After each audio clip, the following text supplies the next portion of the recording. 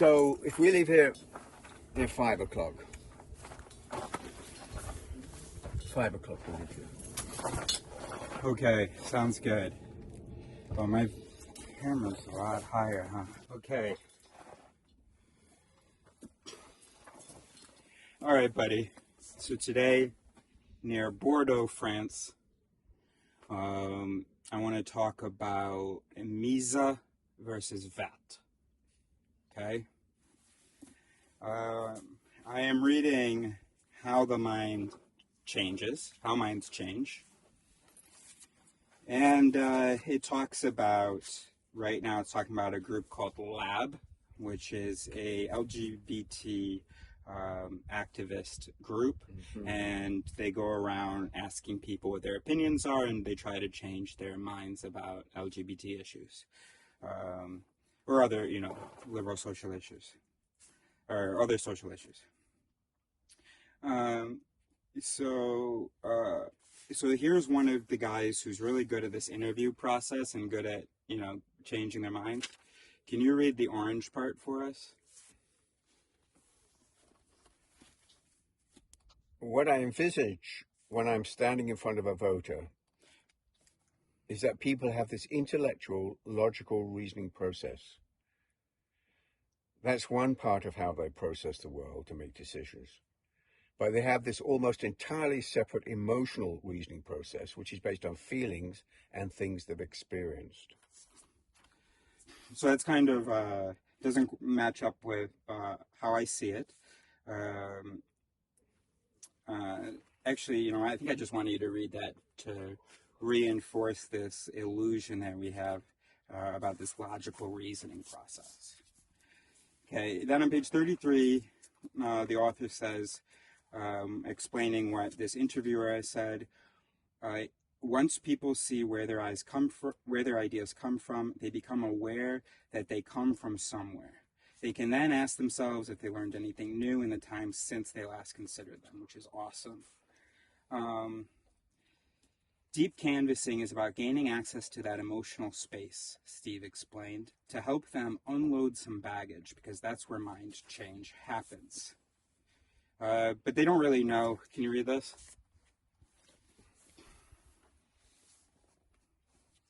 Despite the intensity of the training, Steve and Laura never really explained any specifics about what was happening inside of the strangers they met. After the training, I asked Steve and Laura if they knew, and they said that maybe they didn't, not fully, but I could interview the scientists studying them that week once I got a chance to see deep canvassing at work. Then on page 35, describing Steve, the interviewer, the author says, then he asked the interviewee why she responded that way. Okay? And Steve says that his objective in these interviews is to work to discover the motivations behind what people say. Okay? And that's super important, right? To understand sort of the origin, the predecessor, the cause of a thought. And often, because we assume that we are reasonable and intellectual and stuff, we tend to think that the cause of all of our actions was some piece of true information. So that is true. That's why I did that, because I'm perfectly reasonable. So when I was given this true information, I responded to it appropriately, and that's what produced my action. And so I would consider that usually a misattribution. Or sometimes, so a Misa is a misattribution, and it's to misattribute the cause or origins of a voice that was delivered, right, of a behavior, to give an incorrect source of a behavior, belief, or thought. So here's an example.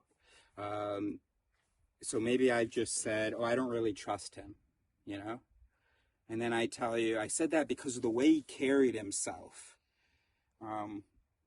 Maybe it wasn't that, because records aren't really kept in the brain as when we form our judgments. It might not have been his posture. It might have instead been, for instance, his tone, or instead been some other thing. And then the vat is the true voice that precipitated the voice that was delivered, or the delivery itself.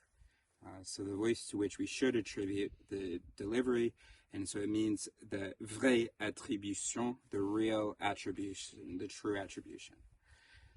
So instead, you know what? I said that because of the in-group, out-group voice, right? Mm-hmm. So like, so it wasn't actually the way he carried himself. It was the fact that I am processing him as belonging to another group. Mm-hmm. Totally natural, happens, and so it's default.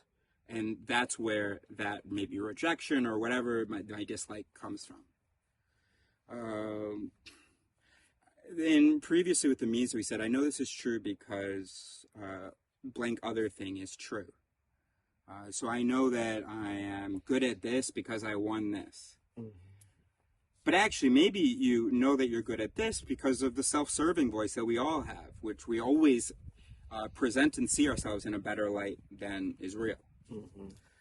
So there's the Misa versus the vat, and so it's always good to not, but if we stop assuming that we are reasonable, we can stop assuming that our behavior is the result of reality. Mm-hmm. We can stop assuming that we are these rational, pure processors of reality producing responses. Mm-hmm. And so instead of and then also we can be more not necessarily introspective, but applying psychological information introspectively, thinking, well, what might have been the actual processes here that produced that thing?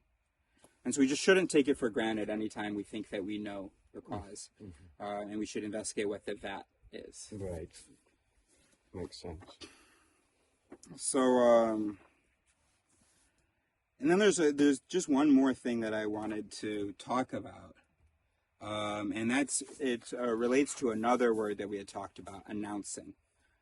So announce is when a mechanism happens and then it is verbalized. This way, other mechanisms have a better chance of reacting to it by making it oral, by hearing it. Mm-hmm. So it's kind of reintroduced, in a sense, into the system. Mm-hmm. And so I want to read this to you.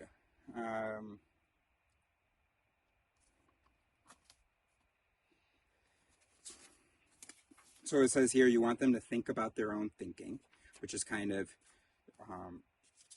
I think inaccurately put. What you want to do is expose the person to their own thinking. You know, I mean, that is kind of correct, but it's really that exposure, I think, is important. This meta thinking, right? I mean, it's very yeah, and I don't think that that's sort of real. I don't think thinking is sort of real. And I think what's worth stressing is the re-exposure. So getting the mechanisms reacting to it again. Because otherwise, just thinking about your own thinking, I don't know what that really means. I think, and also we assume, or maybe my objection to it is that often we all know the benefits of thinking about our own thinking, but we don't expose ourselves enough to our own thinking to actually do that. So we don't keep a journal, for instance. You need to keep a journal to engage with your own thoughts. If a new member came into a club, a club hobby club, for instance, a new member came in, and he joined from another club, one might think that he's the out group still. Okay. And you may have some reservation about accepting him into the in group. Now, thinking about your thinking means, oh, wait a minute, I can feel myself being biased against him because he was a loyal member of this other club. This is perfect. So I've got to control that voice and look at him based on some other criteria. So you may explore, does he have a family? What kind of job he has, and you find something else in common with him to bring him into your in-group. Yeah. So one, you don't feel the bias. You never experience the bias. You only experience the output. And you'll probably experience some other justification for it, such as the Misa that we talked about. Mm-hmm. Nobody sees someone from the out group and feels like they are biased because the person's from the out group. But isn't what the aim of your critical thinking is to examine your own thoughts and be aware of these biases? Isn't being aware of the biases that you have important?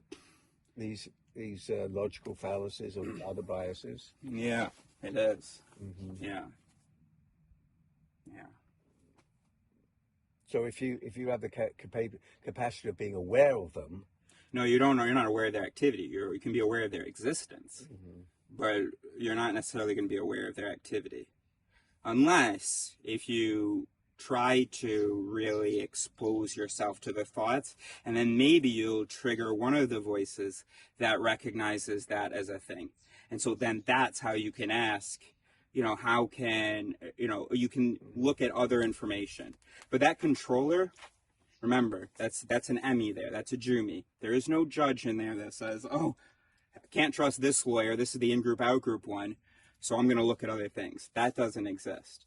But maybe if the in-group, out-group voice is loud enough and is announced, right? And if the other voices are wondering where the noise is coming from, then just maybe there'll be a voice that goes, hey, I know that somewhere in this room is the in-group, out-group voice. It may be coming from him now, and then we re-engage with the information.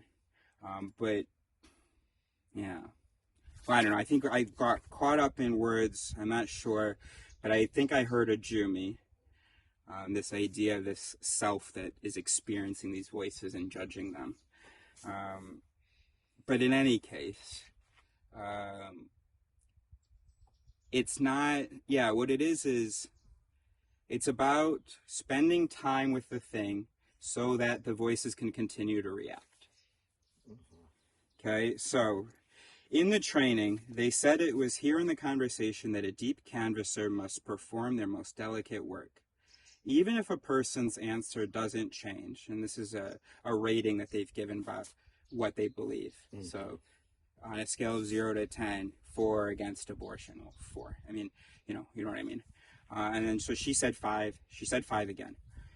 Even if a person's ratings don't move, the canvasser knows people have begun to think about their emotions and wonder, why do I feel this way?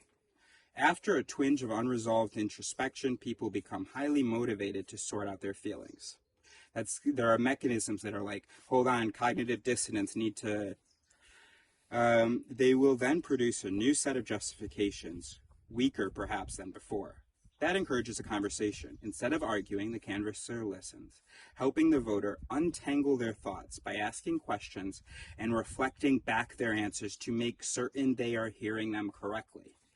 Okay, I think when he wrote this, so when I read it incorrectly.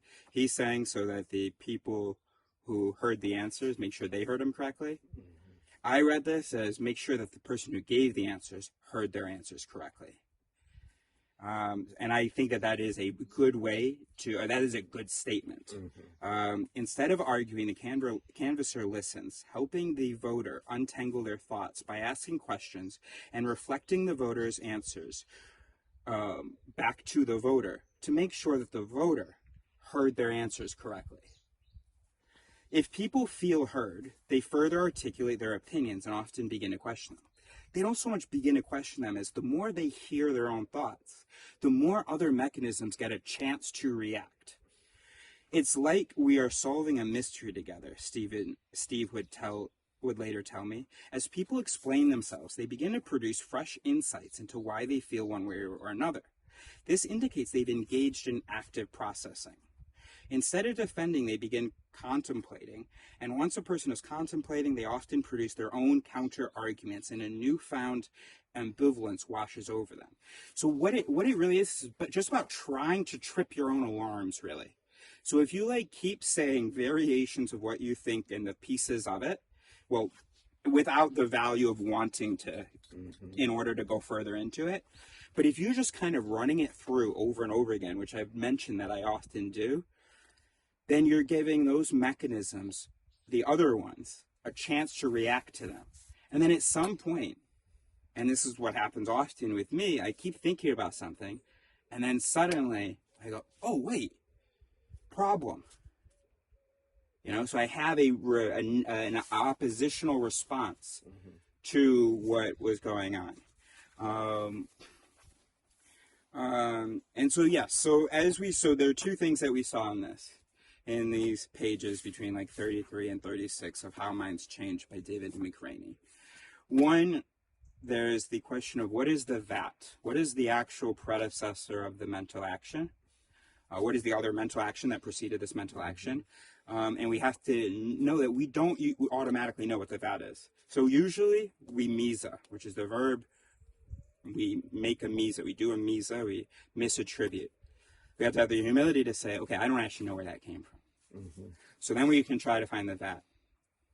Part of then finding the VAT, and also part of just being a good thinker, is having responses to your own mechanisms. So mechanisms responding to mechanisms. And the more that you announce the mechanisms that you can identify, or even just say the delivery, and maybe you don't know where it's coming from, but if you say the delivery, there will be other mechanisms responding to the truth or fallacy of it. Mm-hmm. Most of them, the strongest ones are going to be the ones that correspond to what's being said. But if you give it time, and if you have the humility, you will also hear the oppositional voices. Thank you. Yes.